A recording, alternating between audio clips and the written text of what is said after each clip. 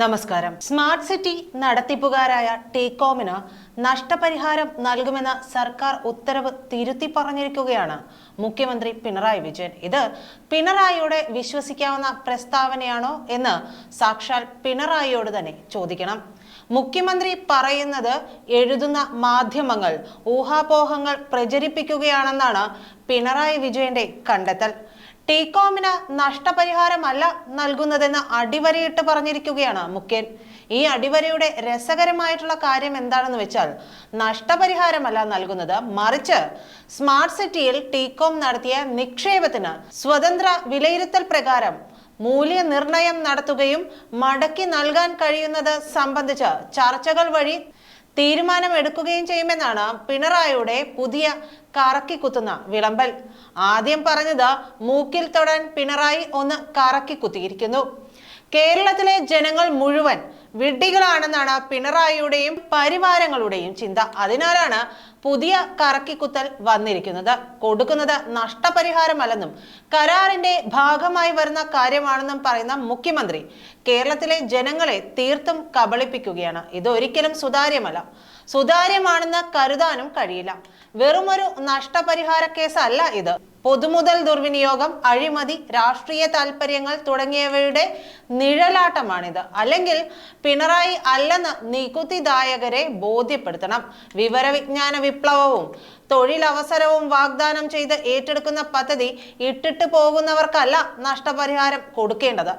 അതിന്റെ ചെലവ് വഹിച്ച നികുതിദായകർക്കാണ്. നാടുവിടാൻ പോലും കഴിയാത്ത അവസ്ഥയിൽ വീർപ്പുമുട്ടിക്കഴിയുന്ന തൊഴിൽ രഹിതർക്കാണ്. സ്മാർട്ട് സിറ്റി പദ്ധതിയുമായി ബന്ധപ്പെട്ട പ്രശ്നങ്ങൾ പരിഹരിക്കാൻ ചീഫ് സെക്രട്ടറി അധ്യക്ഷയായ സമിതി നൽകിയ ശുപാർശയാണ് മന്ത്രിസഭ അംഗീകരിച്ചിരിക്കുന്നത്. അത് അങ്ങനെയല്ല ഇങ്ങനെയെന്ന് പറഞ്ഞ് പിണറായി ജനത്തെ വീണ്ടും പറ്റിക്കാൻ നോക്കരുത്. ടീകോമുമായി ചർച്ചകൾ നടത്തി പരസ്പര ധാരണയോടെ പിന്മാറ്റ നയം തയ്യാറാക്കാനാണ് തീരുമാനിച്ചത്. നഷ്ടപരിഹാര തുക കണക്കാക്കുന്നതിന് സ്വതന്ത്ര ഇവാലുവേറ്ററെ നിയോഗിക്കാനും തീരുമാനിക്കുകയായിരുന്നു. അതിമനോഹരമായിട്ടുള്ള ചതിയാണ് പിണറായി ചെയ്തിരിക്കുന്നത്. ഇങ്ങനെയാണെങ്കിൽ നമ്മുടെ സംസ്ഥാനത്ത് നിക്ഷേപങ്ങൾ നടത്താൻ ആഗോള കമ്പനികൾ ഓടി വരിക തന്നെ ചെയ്യും. എന്നാൽ ആർക്ക് വേണേലും വീമ്പിളക്കി പരീക്ഷണം നടത്തി പരാജയപ്പെട്ടാൽ നഷ്ടപരിഹാരം വാങ്ങി സ്ഥലം വിടാൻ പറ്റിയ മണ്ണാണ് കേരളമെന്നും കേരള ജനത മുഴുവൻ വിഡ്ഢികളാണെന്നും വിധിയെഴുതുകയാണ് പിണറായി വിജയൻ. UAEയുമായുള്ള നല്ല ബന്ധം തുടരാൻ വേണ്ടിയാണ് വ്യവസ്ഥ ലംഘിച്ചിട്ടും ടീകോമിനെതിരെ നിയമ നടപടിക്ക് നീങ്ങാത്തതെന്നാണ് വ്യവസായ വകുപ്പ് പറയുന്നത്. ആരെ സുഖിപ്പിക്കാനാണിത്? അവിടെ നിന്നുള്ള കമ്പനി കേരളവുമായി ഏർപ്പെട്ട കരാറും വ്യവസ്ഥകളും ലംഘിച്ചതിന്റെ പേരിൽ നടപടിയെടുത്താൽ നല്ല ബന്ധത്തെ എങ്ങനെയാണ് ബാധിക്കുക? അങ്ങനെയെങ്കിൽ നാളെ ഏതൊരു വിദേശ നിക്ഷേപകനും പൊളിഞ്ഞ പദ്ധതിക്ക് നഷ്ടപരിഹാരം നൽകേണ്ടി വരില്ലേ? കച്ചവടം പൊളിഞ്ഞ് കുത്തുപാളയെടുത്ത് ആത്മഹത്യാ മുനമ്പിൽ നിൽക്കുന്നവന്റെ വായ്പ പലിശ സഹിതം തിരിച്ചുപിടിക്കാൻ കിടപ്പാടം ജപ്തി നടത്തുന്ന നാട്ടിലെ മുഖ്യമന്ത്രിയാണ് ഇത് പറയുന്നത് എന്നും മറക്കരുത്. ഏറ്റെടുക്കുന്ന ഭൂമി ഇൻഫോ പാർക്കിന്റെ വിപുലീകരണത്തിനും പുതിയ പങ്കാളികൾക്കും നൽകാനാണ് തീരുമാനം. നഷ്ടപരിഹാരമല്ല, ചെലവഴിച്ച പണത്തിന്റെ മൂല്യം നോക്കിയുള്ള പ്രതിഫലമാണ് നൽകുന്നതെന്ന് മുഖ്യൻ പറഞ്ഞിരിക്കുന്ന വാക്കുകൾ ഇങ്ങനെയാണ്. പലതരത്തിലുള്ള ഊഹാപോഹങ്ങളും പ്രചരിക്കുന്ന അവസ്ഥയുണ്ട്.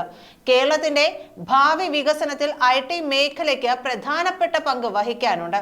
അതിനുതകുന്ന ഇടപെടലാണ് ഉദ്ദേശിക്കുന്നത്. നഷ്ടപരിഹാരം കൊടുത്ത് പറഞ്ഞു വിടുകയെന്ന സമീപനമല്ല സർക്കാരിനുള്ളത്. ഇതൊരു ഗവൺമെന്റ് ടു ഗവൺമെന്റ് സംവിധാനമാണ്. UAEയിലെയും കേരളത്തിലെയും സർക്കാരുകൾ ഇടപെട്ടുകൊണ്ടുള്ള വിവിധ ചർച്ചകൾ ഇതുമായി ബന്ധപ്പെട്ട് നേരത്തെ നടന്നിട്ടുണ്ട്. രണ്ട് ഗവൺമെന്റുകളുടെയും സഹകരണത്തിന്റെ ഭാഗമായുള്ള ഉൽപ്പന്നമാണ് സ്മാർട്ട് സിറ്റി കരാർ. സ്മാർട്ട് സിറ്റിയിൽ ടീകോം വാങ്ങിയ ഓഹരി വിലയാണ് സാധാരണ നിലയ്ക്ക് തിരികെ കൊടുക്കേണ്ടി വരിക. അത് നഷ്ടപരിഹാരമല്ല, കരാറിന്റെ ഭാഗമായി വരുന്ന കാര്യമാണ്. ദുബായ് ഹോൾഡിംഗ്സ് 2017 ദുബായ്ക്ക് പുറത്തുള്ള ഓപ്പറേഷനുകൾ നടത്താൻ തീരുമാനിച്ചു. അതിന്റെ കൂടി ഫലമാണ് ഇപ്പോൾ സ്മാർട്ട് സിറ്റിക്ക് ഉണ്ടായത്.